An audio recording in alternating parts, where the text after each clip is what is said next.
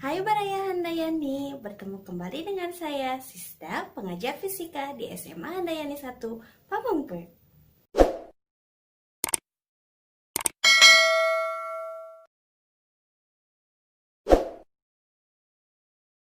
Pada kesempatan ini, kita akan membahas mengenai fluida dinamis. Masih ingatkah kalian apa yang disebut fluida? Fluida adalah zat yang dapat mengalir, termasuk zat cair dan gas. Lalu, tahukah kalian apa yang disebut fluida dinamis? Fluida dinamis adalah fluida dalam keadaan mengalir. Misalnya, aliran air dalam sungai, air dalam kebocoran tangki, dan sebagainya.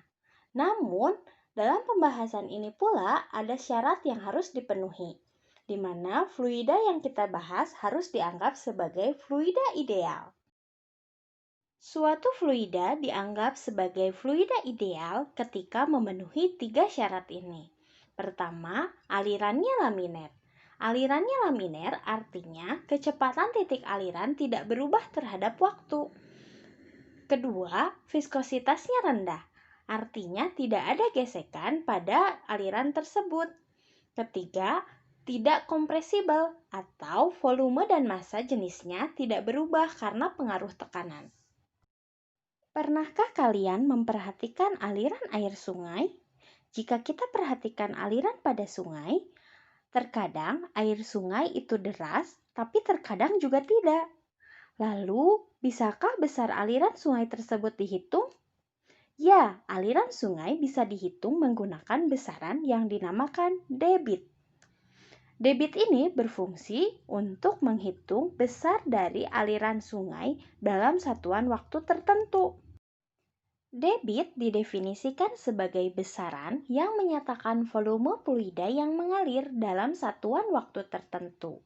Debit memiliki simbol Q dan dirumuskan secara matematika sebagai Q sama dengan V per T, atau dapat juga dirumuskan sebagai Q sama dengan A dikali V.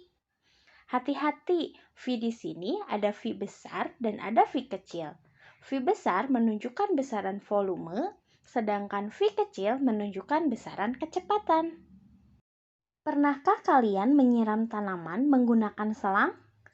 Pernahkah kalian memperhatikan aliran air pada selang tersebut ketika menyiram tanaman?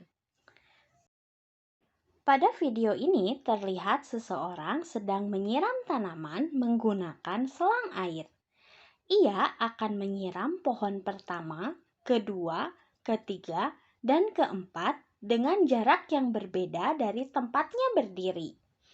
Lalu, bagaimana ia bisa menyiram keempat pohon tersebut tanpa berpindah tempat? Ternyata, dia mengubah permukaan selang menggunakan jarinya agar kecepatan alirannya berubah. Dia menutup sebagian selang ketika ingin menyiram tanaman yang lebih jauh dari tempatnya berdiri. Peristiwa seseorang menyiram tanaman menggunakan selang tadi sebenarnya merupakan penerapan dari fluida dinamis, yaitu penerapan persamaan kontinuitas. Persamaan kontinuitas menyatakan bahwa debit di setiap titik pasti bernilai tetap atau sama. Pada persamaan kontinuitas ini, dijelaskan pula hubungan antara kecepatan dengan luas penampang, di mana luas penampang berbanding terbalik dengan kecepatan. Atau dengan kata lain, semakin besar luas penampang, justru semakin kecil kecepatan aliran. Persamaan lainnya yang dibahas dalam fluida dinamis adalah persamaan Bernoulli. Persamaan Bernoulli ini membahas mengenai hubungan antara tekanan dengan kecepatan aliran. Secara matematis, persamaan Bernoulli dapat dituliskan seperti pada gambar.